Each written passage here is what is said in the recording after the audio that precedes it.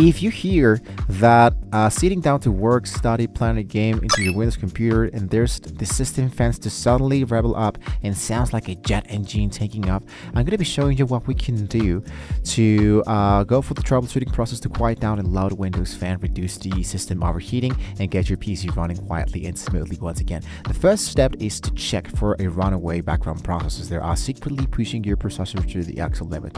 So when you go for Control, Shift, and Escape simultaneously, you will be opening the Task Manager. If you don't see the Task Manager, you can go here into the Windows Start element, go for right click and open the Task Manager. Now here in the Processes tab, you want to click into the top one of the CPU column like this, processes, and go for the CPU, which is taking much more of the CPU processes usage. So look closely at the top of the list to see if in a specific program, web browser tab, or a background services is consuming an unusual high percentage of CPU. So you select it and you go for the end task.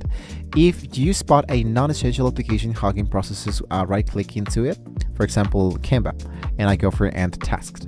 Closing these background resources usually allows the processor to cool down instantly. Now if your background processes look normal, the second step is to adjust your Windows Power Mode settings. So by default, Windows may be configured to best performance, which forces your processor to maintain higher clock speeds. So let's solve this. Let's press the Windows key and the letter I, and we are now into the settings section. If you focus into the left section that says System, I usually click into the element that says Power and Vary that I found here, and locate the setting labeled Power Mode. When you select the Power Mode, usually click the drop down menu and change this from the best performance to either the balanced or best that actually appears inside here. Usually I'm going to enable the battery percentage like this. And here is the energy savable, here's the battery usage, there's the screen, the AVNet. I believe that everything looks correctly inside here. So in my case, I won't change this right now at the moment.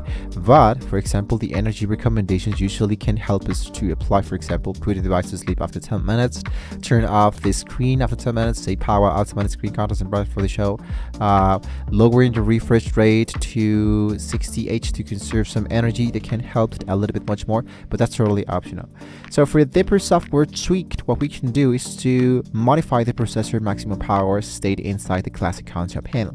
So when you go for the control panel, it usually appears inside here into the search bar, or you can open the application, set the view into the top right to small icons. And inside here, usually what I do is to click into power options next to the selected power that usually you find inside here. If you don't see the power options, you can click into the search control panel. But basically inside here, into the element that says next to the select power, you click into change the plant settings like this. And here inside here, what you can do is to expand the processor power management that usually you can find directly into the change about settings. So into my processor power management, I can go for expand the maximum processor state. And usually inside here, you can change the value from 100 to 90, for example, for both the battery and plugged it into state. This tiny 1% drops prevents the CPU from entering aggressive turbo boost frequencies during the basic desktop task. And if you're using some gaming platforms, laptops like I'm doing here, usually they come with an actual application, which in my case is the Armory Crate. You can try to find an application that can help you to check out the CPU and the fan element inside this application, but this is totally depending into the kind of laptop that you're currently using. Because inside here, what I can do is to choose the way of how my computer will be behaving.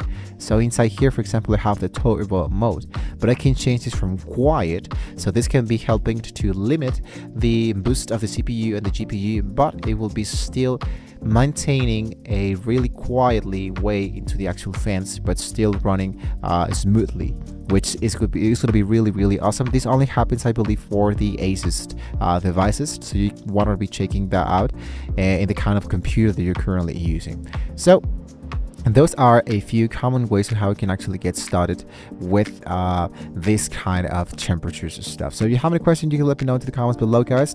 Just in case you have any question or you have another solution that you can be helping to all of us, you can let us know into the comments below.